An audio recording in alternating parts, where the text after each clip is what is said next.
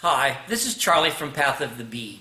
In this video, I'm going to show you how to make the jigs to build a bee escape. Let's get started with the 60-degree sled to cut our bee escape pieces. Okay, so here's a complete cut list for the 60-degree sled and the assembly jig. Okay, so to start off with here, I have a random piece of 3/4 plywood. You can see that it's cabinet grade stuff. And so what I need to do is that this is my 3/4 by 3/8 piece of hardwood here. This is a piece of hard sugar maple, and I'm going to attach it underneath side of this piece of plywood. And I want it to be in my groove here, so that I cut a little strip off of my plywood.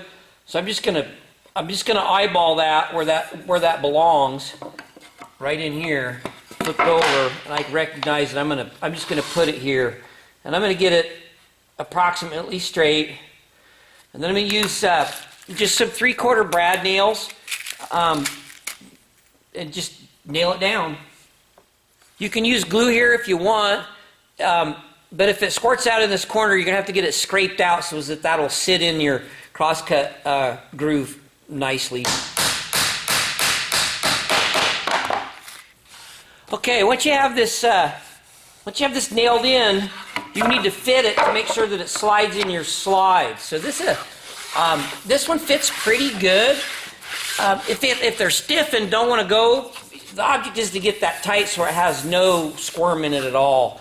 And if it doesn't flow smoothly enough, you can use a card scraper to remove some material along the edge. And if you need to know where that would be, take a pencil and use the edge of it and get some graphite on the inside of the rails on your table saw all the way up and down. And then when you run that back and forth along there, it'll transfer a pencil mark where it's going to rub at, and you can see where to remove. You will be able to see where to remove some material if you need to. And then a card scraper would just work by, scraping that off of there to where it just, rides really nicely in your table saw. The next thing we're going to do is we're going to adjust this table saw to 3/4 of an inch, where it will cut through this plywood, and then we're just going to lock it in our groove.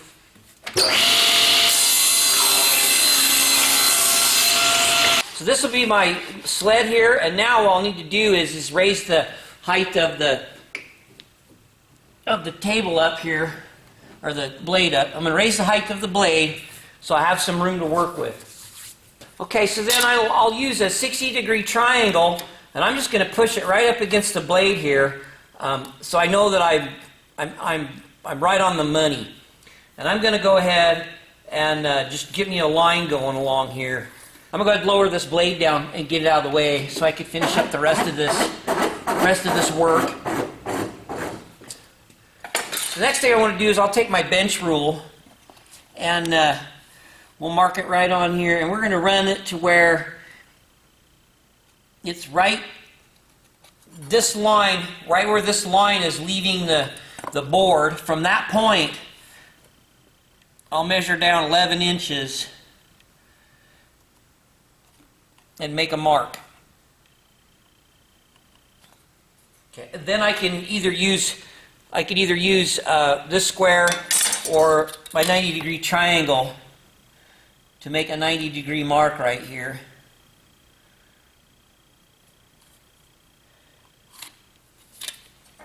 Okay, so now I've got my layout for my jig. The next thing we're going to do is that the pieces that we're putting in here are 3/4 of an inch wide. So I want to transfer that distance down. I can use my cutoff piece to do that off of this line. So where a 3/4 piece would work. And I'll draw this line down here. Okay, so I have some nails here that are just slightly over 1 inch. And so we're nailing through a 1/2 inch and into 3/4. They will not go into my table saw here. But I'm going to go ahead and nail this down. This is just the backstop for my little jig. Get this lined up perfectly on our little our end line. This will determine the length of our pieces. And then I have another piece of this stock that I'm going to go ahead and put in here, right on that second line that I drew, teed into this first piece. And this will determine, this will be the guide for our 60-degree angle. Okay, then the next thing I'm going to do here is I'm just going to go ahead and back up. I'm going to raise my saw blade up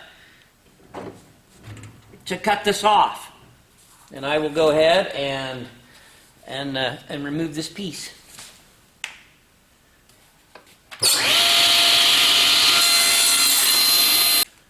Okay, now this is piece number 5. This is piece number 5 on the cut list. And it's the spacer for our jig. And what it will allow us to do then is go ahead and cut the 6 3/4 inch long pieces. And then we will also cut some 11-inch long pieces. Okay, so I will use these 6 pieces here for the spacers in the next jig. Okay, so I'm going to get my table saw adjusted here to cut some 3/8 by 1/2 inch stock. So I previously adjusted up and ripped a board down to 3/4 by 1/2. So I have a bunch of that material. And I'm going to go ahead and cut my 3/8 pieces out of. So getting the adjustment here with the bench rule. And we'll lower our height to make it safe. And we'll grab our push stick with the little tab on it and we'll saw this off. So to build this jig I need 6 of them that are 4.5 inches long and 3 of them that are 6 inches long. And those are approximate measures, so we're just going to cut. Okay, let's cut our plywood next. Okay, so we'll cut this off at 18 3/8.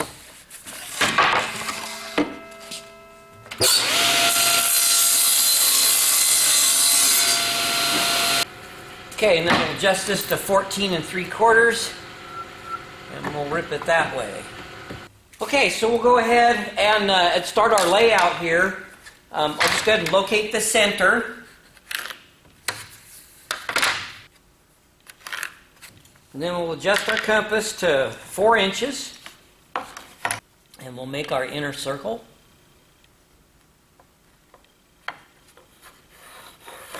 And then we'll adjust our compass to 6.5.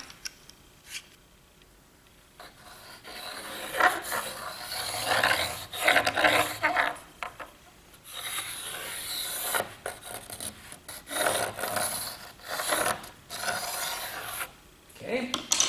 And we'll use our square to make a mark right through the center.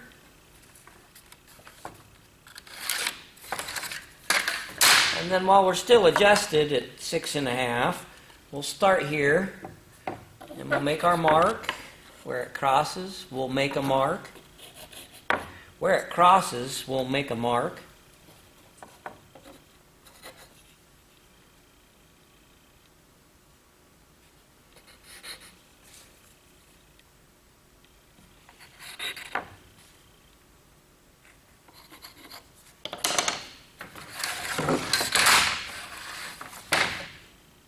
Going to go ahead and from the bottom we're going to draw a line across here. We're going to draw a line up to here. And then we'll draw a line across from here. And we'll have the triangle. And it is our bee escape. Okay, and then from here, easier to manage. From here, from the center out, I want to draw a line through that point, and then one through this point. I've already got one through that point. Okay? Okay, then what I'm going to do is I'm going to take these 3/8 by 1/2 pieces, and we centered that on the line when we nailed that in. We'll just rotate this around and do the same. So this piece needs to intersect both of these circles that we drew. That's how we place it. and then centered on this, the center of this piece on the center of this line. I'm just using my bionic eyeball. Okay, so these are the 60-degree pieces that we cut earlier. And remember, we want these points to line up with our circle. That's how we want that to go together when we're assembling. So then what we'll do is we'll just take one of these other 4.5 inch by 3/8 pieces, and we're just going to nail it down behind that to keep it backed up in the correct place.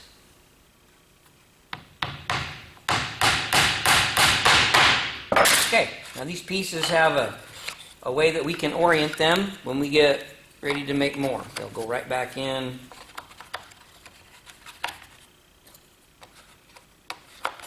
Like so.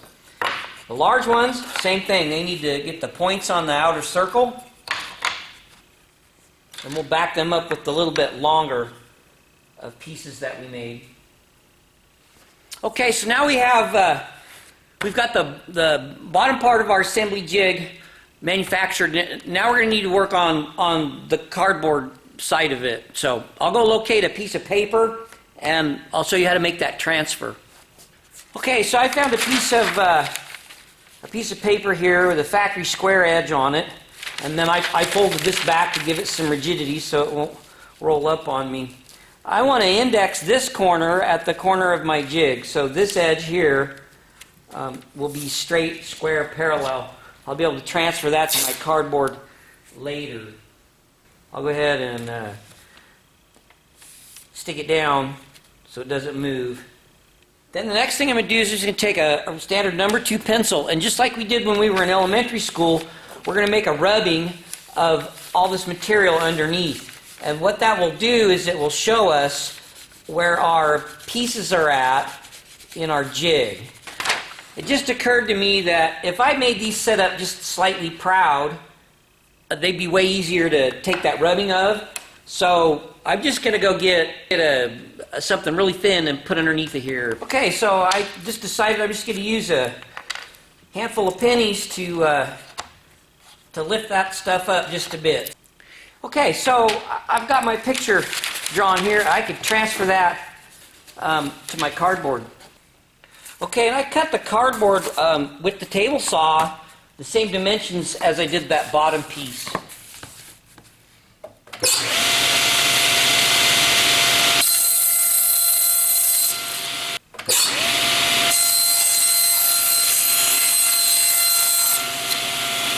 Okay, so now back here on the workbench, what I want to do is that I want to make sure that this corner matches up and this bottom edge that we indexed off of on our cardboard. We'll go ahead and tape that down.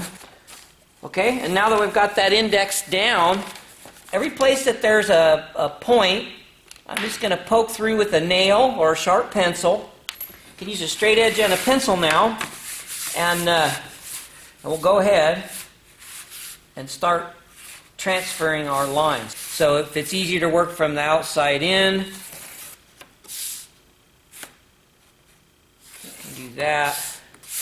All right, then we can just use a razor knife or a box cutter to get these cut out. Razor knife. Okay, so we have our cardboard jig cut out. Okay, so now what I've come up with is that we have a complete assembly jig with the cardboard top and the 60-degree jig. I'd like to give these away. I don't need to, so if you've got an idea about how I could best gift these to someone that could use them, let me know in the comments, and we'll kind of maybe get this figured out. So, all right, thanks for watching. I appreciate it, and we'll catch you next time.